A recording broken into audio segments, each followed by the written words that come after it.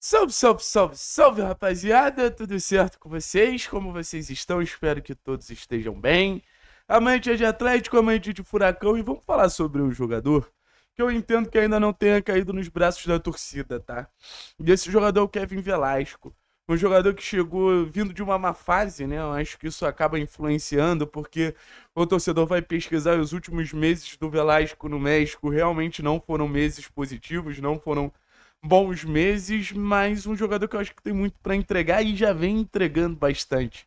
Eu acho que, por exemplo, se fosse o Leozinho fazendo algumas das partidas que o Velasco fez, o torcedor estaria muito mais empolgado. Então, assim, não dá para dizer que é menos carisma que o Leozinho, mas vem entregando futebol tanto tecnicamente quanto taticamente. Eu acho que taticamente o primeiro ponto para a gente destacar é as versões que a gente viu diferentes do Velasco até agora, né? Porque em um jogo contra o Cascavel, um Velasco jogando aberto, um Velasco em amplitude, um Velasco em um contra um, sabe? Um jogador muito mais pelo corredor lateral, um jogador muito mais voltado para as ações individuais e, cara, com todo respeito, faz um bom jogo. Cria algumas situações, a situação ali que o juiz acaba não marcando pênalti na cabeçada travada do João Cruz foi criada pelo Velasco, e você tem a bola na trave do Isaac foi criada pelo Velasco, então ali eu já saí com uma impressão positiva, acertou a maioria dos passes, que eu acho que é uma característica muito forte dele, essa capacidade de chamar para a tabela, essa capacidade de chamar para a interação, mas eu acho que foi contra o Londrina que aí realmente Velasco mostrou como pode ser importante para o Atlético, quando ele vira basicamente um meio-campista. É difícil definir o posicionamento que o Velasco teve no jogo contra o Londrina, né? Porque ele definitivamente não era um ponta. Ele vinha para dentro construir, ele vinha para dentro interagir, ele vinha para dentro criar alguns cenários ali de conexão. E ajudou basicamente o Atlético a fazer tudo. Ajudou o Atlético a ter superioridade numérica por dentro. Ajudou o Atlético a buscar essa bola no pé dos volantes para fazer essa transição mais qualificada.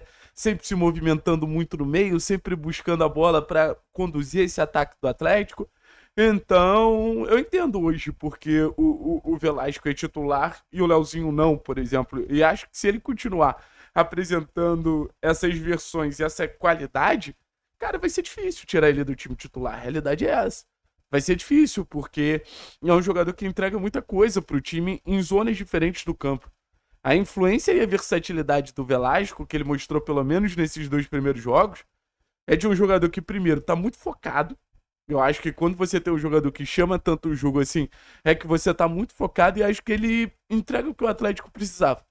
A dinâmica de meio campo com o Velasco era basicamente o que a gente falava quase que todo dia aqui, que a gente sentia falta no Atlético, que a gente sentia falta no Atlético. Então acho que a partir de agora, para um bom funcionamento do time do Atlético, cara, depende muito de como o Velasco vai conseguir se comportar. E como ele vai conseguir interagir ali com o lateral direito. A relação dele com o lateral direito também é muito importante. Porque ele vai muito bem contra o Londrina, mas o Velasco é o cara que dá a opção para ele, né? O Velasco é o cara que dá o corredor para ele, que é um corredor que o Velasco, o Palácios, ele explora o corredor e permite o Velasco vir por dentro. Eu tenho dúvidas como vai ser essa interação com o Dudu. Acho que contra o Cascavel você teve até boas associações, mas um Dudu muito mais freado, deixando um Velasco em amplitude. Acho que o Velasco em dois jogos ele já conseguiu mostrar algo que a gente já tinha previsto na nossa análise pré-jogo, que a melhor versão dele é jogando aberto, a melhor versão dele é jogando alargando o campo, gerando esses corredores centrais, sabe? Para mim é disparado como eu mais gostei de ver o Velasco rendendo. Então, para esse jogo agora contra o Azures, que passa a ser um jogo decisivo e tudo mais, jogo fora de casa, é importante a gente ter a bola também. É importante a gente ter mais protagonismo também. E acho que o Velasco é esse coringa no quesito de influenciar zonas diferentes do campo, no quesito de influenciar contextos diferentes no campo para a gente ter superioridade numérica e controlar a bola, né? Controlar a bola e ter esse fluxo de chance. Porque muito se fala que o Atlético tem um bom ataque, o Atlético não tem uma boa defesa, né? Que o Atlético tem um bom ataque, mas a defesa ela é ainda muito estável. Cara, eu vou ser bem sincero para vocês, eu até concordo com isso. Mas eu acho que a melhor maneira do Atlético se defender a partir de agora é tendo a bola. A melhor maneira do Atlético se defender é construindo o jogo a partir do momento pô, a bola tá no nosso domínio. Então não adianta a gente reclamar da defesa e não focar no ataque. Pro Atlético, o melhor ataque é a defesa. E acho que o Velasco é esse cara que vai direcionar o jogo do Atlético pro ataque, sabe? Então, eu confesso que eu esperava outra coisa, tá? Eu confesso que eu esperava outra coisa do jogador, mas eu tô feliz.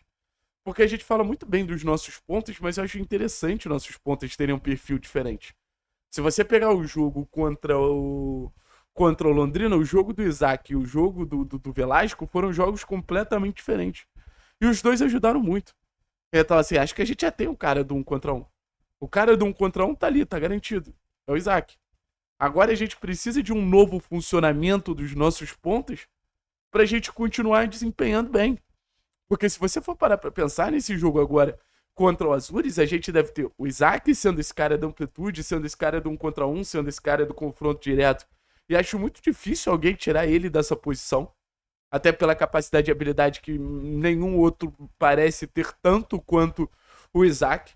E o Isaac, ele permite que a gente tenha, por exemplo, o Velasco fazendo esse papel de meia, fazendo esse papel de coringa, porque você não precisa ter uma ponta aberta na direita, você avança o lateral, sabe? Aí você pode ter o próprio Luiz Fernando como centroavante.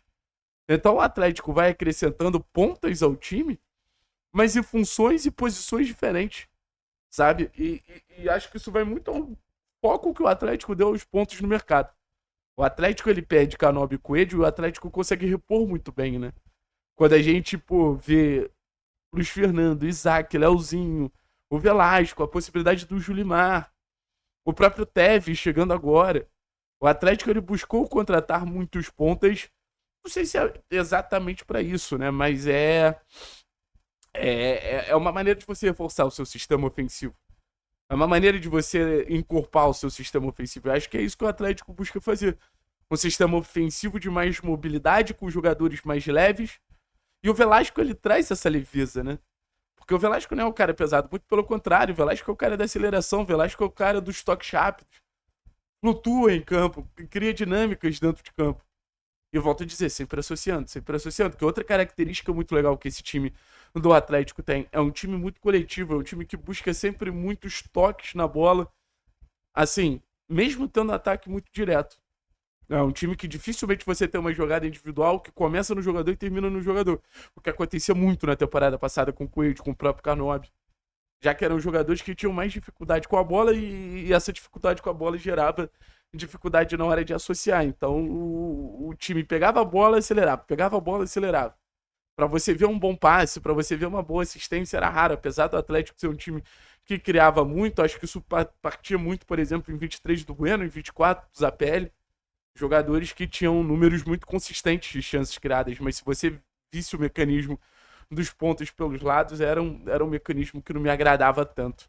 Então, vamos ver como o Velasco se comporta amanhã. E eu tô curioso para ver como esses caras vão se comportar no jogo de transição, tá? Eu acho que ainda não chegou o momento da gente ter um desafio de transição forte, acho que ainda não chegou o momento da gente ter um desafio de transição que realmente incomodasse a gente e obrigasse a gente a fazer esse jogo de bate-volta, bate-volta, bate-volta.